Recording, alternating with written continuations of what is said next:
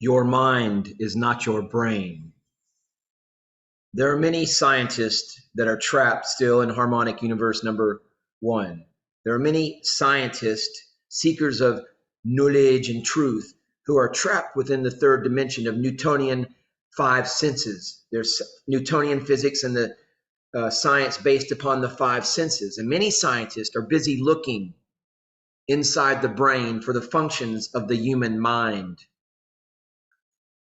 Now, dear esteemed, honorable, noble, and notable viewer, this is like looking inside a radio set for the voice and wondering how the electronic circuitry is smart enough to know the stock market prices, where the freeway bottlenecks are, what the weather forecast is, and all the other things you might hear on the radio. Obviously, the radio, or that electronic voices that come from whatever your preferred electronic medium is, whether it's your smartphone, your smart TV, etc., etc. But obviously these electronic devices do not really know these things that are coming forth, the voices that are coming forth, the information. The devices themselves do not know these things. The same way the brain is not the origin of this knowledge. So obviously the radio doesn't really know these things, but what it does do very well is to detect an electromagnetic field that is coded with this information. The digital broadcast signal to which it's tuned. Similarly, the brain detects some of what goes on in the mental field. It is only limited by habit in what it can pick up. And you can easily stretch it a little. You have a favorite station that you listen to all the time. But with a little practice, you can easily move up and down the dial, the frequency spectrum. Some of you do this unknowingly and get very confused by all of the weird broadcasts and static put out by other people. The brain itself knows nothing, of course. It's a miraculous decoder and translator, and an amazingly complex antenna into the mental and physical fields. The brain processes signals from your outer senses and correlates them to give you a composite picture of physical reality. When your eyes see an energy pattern, your brain converts the jumble of signals into images of tables, chairs, trees, and so on. But the functions of the mind, per se, like the act of thinking, reside firmly in your mental field, not in your brain. Do not think that I am belittling the brain or somehow lessening its importance. I am merely outlining what it is, and not to confuse, as many people do, that the brain, that consciousness comes from the physical brain. It is the other way around. Consciousness has produced the brain as a biotransducer component. Okay?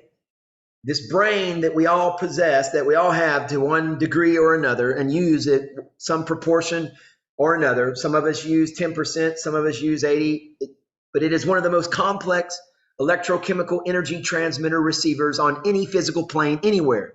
Whether you use 1% of the brain, 2%, and believe that everything comes from matter, that you are a scientist, a Newtonian physicist trapped within the dimensions 1 through 3 of harmonic universe number 1, trapped by your five senses. You, as spirit, however, developed it. Consciousness has developed the brain in response to the human species' call for a brilliant focus in the physical plane. It is unique within the universe.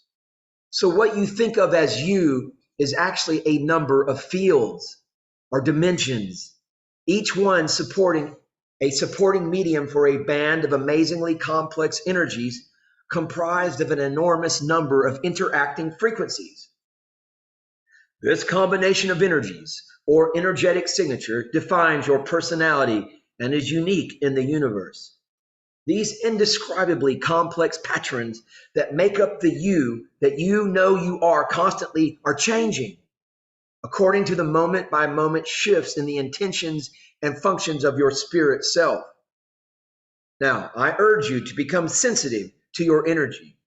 And if you're busy doing something and suddenly it doesn't seem like fun anymore, then stop and do something else or do nothing. Breathe. Breathe in for 4 seconds through your nostrils. Breathe out for 6 seconds through your mouth. Do that for a cycle of 4 times, and you will activate your vagus nerve system. Thus, you will turn to the right into your God mind. And that change you felt signaled a higher dimensional shift into the harmonic universe number 2 of the 5th dimension. Well, we go through the 4th dimension, but ultimately to the 5D. And the energy that just dropped out of whatever you were doing, that's the change that you feel when you activate your vagus nerve system. You go to your God mind. Now, similarly, you may be in a certain place and suddenly you feel that you must get out. That is your intuition speaking to you. Honor that feeling and leave. Do not apologize. Just say, I've got to go now. When you get that feeling, that urge, that inner voice, as the still small voice that the Lord spoke to Elijah with, that is your intuition. That is your spirit, your soul speaking to you. Get out. That is what, don't be stubborn. I've had many people back in the day when I lived a more dangerous lifestyle used to try to make fun of me for appearing to be very cautious and sometimes act afraid. But I said, you know what? That's what's kept me from being killed or incarcerated, because I always honored my inner voice no matter the situation. And I got the hell out when it was time to get the hell out. Now, although the energies in your physical, emotional, and mental fields do not overlap in frequency, extremely complex resonances occur between them. For example, the energy of fear in your emotional body will stifle optimistic thoughts in your mental body. Energy also interacts within a particular body. For example, a frequency of fear automatically dampens and possibly excludes the frequency of love because of the way that they interact. Fear, be it manifesting as suspicion, jealousy, arrogance, self-deprecation, or whatever, consists of low frequency energy that blocks higher frequency energy. Do not judge fear as bad. It is a good teacher of some lessons. But I urge you, dear esteemed viewer, I urge you to see it for what it is. It is just energy. All is energy. God is energy. God is a very divine, high frequency energy. It's always based on a sense of inadequacy or a feeling of being unable to cope with life or some aspect of it. And ultimately, on a sense of being separate from spirit, from your source. Now, note that it's only a sense of separation because you were never actually separate nor could ever be. That's not how the universe works. Fear can be of such high amplitude that it swamps your entire field and actually distorts all emotions and thoughts. With this distorted perception, you interpret even acts of kindness towards you as, say, others' self-interest.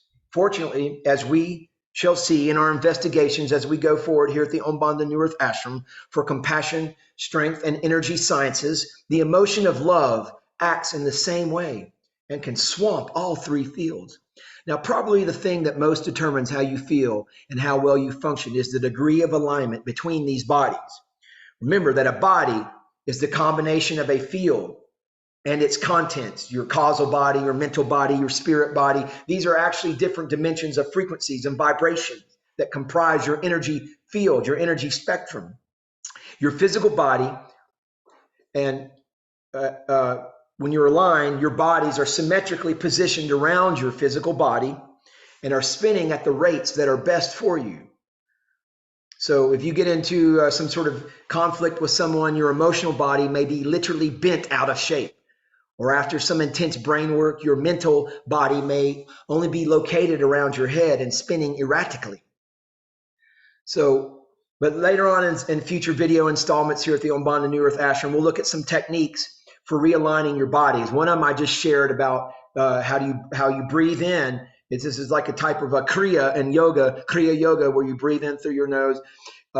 These types of actions, Kriya Yoga, but the timing of the breath and the paying attention to the breath is very important. It's how you can realign your bodies and get them back into integration. But for now, it's just enough to know that you can breathe in for like a certain amount of time, like say 6 seconds, you breathe in. But on the out breath, this is what is important. You breathe out at least 2 seconds longer than your in breath. And thus that asymmetrical breathing pattern activates your vagus nerve system, which immediately connects you to eternity, to your God mind. But all this does relate to your chakra system, your energy vortices. You can look at them as gates, as assemblage points in the Carlos Castaneda Toltec, the Toltec sorceress knowledge. But these assemblage points, these energy fields, are conterminous with what we understand as the chakra system. And these are thought clusters. If you're preoccupied with you're constantly in a vibration, low density vibration of fear because you live in a very tumultuous environment. You're constantly in fear for your life or whatever. You're getting your wallet jacked or a car hijacked or whatever, or you watch the news. You just stop watching the news, because that does nothing but create fear and keeps people trapped in dimension 1 of the thought clusters of the Muladhara chakra, of your survival energy.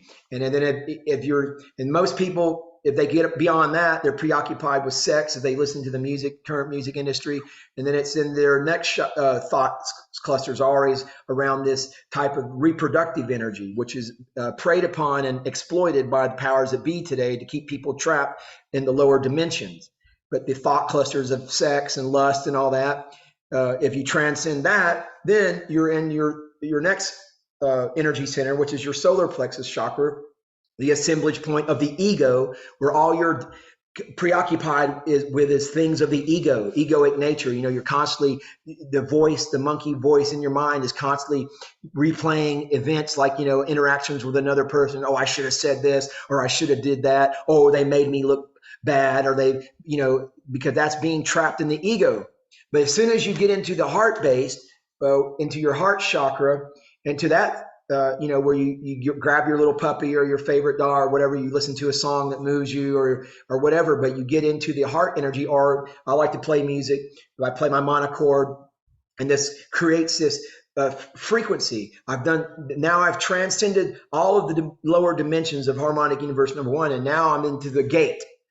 The heart chakra gate, the Ajna chakra, to go in through the gate and connect to harmonic universe number 2 and begin to transcend this. So this is what is important to realize, that we are all energy. Everything is energy, and there's many techniques to transcend it, many things to do, but the main thing is just disconnect from consensual reality. Keep in mind that all the stuff that you see on the news is nothing, is a sideshow to keep people trapped in those lower dimensions. Most of the entertainment that you see these days is meant to keep you trapped. And then just the world as it is, with the misconceptions and the misteachings about how a human is supposed to interact in this world, keeps people trapped in their ego. It's a dog eat dog world. You got to make money, you got to have the nicest car and all that stuff. That keeps everybody trapped. But if you hit that subscribe button, leave this video a thumbs up, you will not be trapped. You will be well on your way to the higher dimensions and rising as a meta-human to harmonic universe number 1 on the golden age new earth timeline. Namaste. Namaskaram.